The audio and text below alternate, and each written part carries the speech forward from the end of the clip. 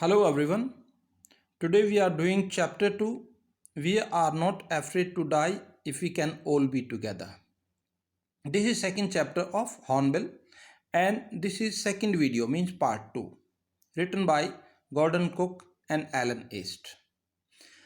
Earlier, as you know, we have done in our earlier video the first leg of the journey from Plymouth to the southernmost point of Africa, that is South Africa. And they stayed for some time in Pretoria. There they included two navigators, Larry and Herb, to help them in the roughest sea, that is southern Indian Ocean, in which they were going to start their second leg of the journey. And already they started their second leg of the journey from South Africa to Australia. And on 2nd January, they faced a tremendous storm. Basically, this is the experience, the bitter experience that the writer is talking about. Already the sea was rough, and now on particularly 2nd of January, it became worst. The impending disaster, the disaster which was bound to happen as the forecast of the weather told them. The weather became very rough, means there were enormous waves, the wind was very strong, and the great sea waves were there. Endless seas rolling, and it seemed that the endless sea was rolling towards them. Voyagers, to slow down the ship, they took certain steps. Actually, it was judicious on the part of crew that they had to make certain preparations before the storm, and these are the things that they did. Drop the storm jib. Storm jib is used at the time of storm to minimize the sail area. This is a particular sail used during huge storms.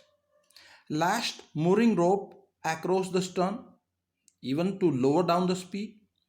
Double lashed everything, means tied everything properly. Attached lifelines, so they attach themselves to the lifelines in case there is a huge wave and they cannot, they remain stick to the boat in case of peril. Donned oilskins. Oilskins, these are basically, this is a cotton cloth usually dipped in oil so as to make it a canvas like, so as to give it a resistance to water. Donned oilskin and attached life jackets. They put on their life. These were the preparation before the storm. Ultimate impact and its after effects, or you can say repercussions. At about 6 p.m. on the same day, 2nd of January, at about 6 p.m., a lull before the storm.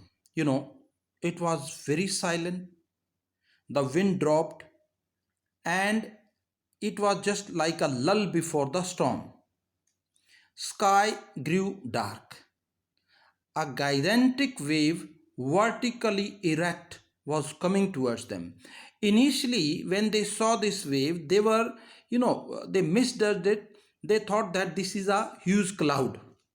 But basically, when this wave came closer, they were horrified to see that it was not a cloud but a wave, almost vertically coming towards them, standing like a great wall of water.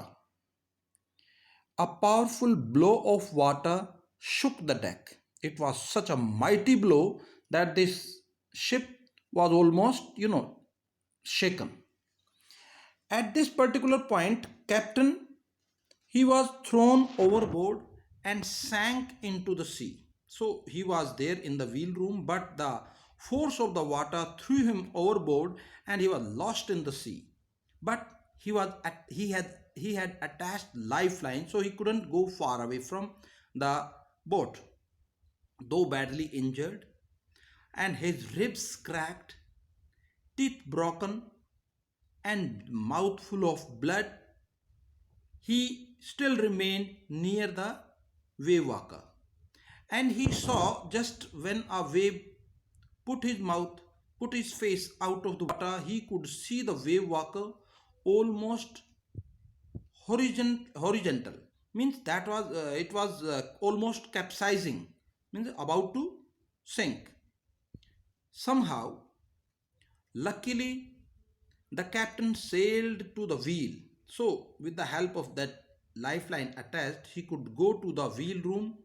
That's what we call wave walker's main boom, where he could handle the ship. It was very important to go and take the charge of the wheel so as to control the position of the wave walker. So he had to do this, and he did this. Unprecedented courage and strength by crew.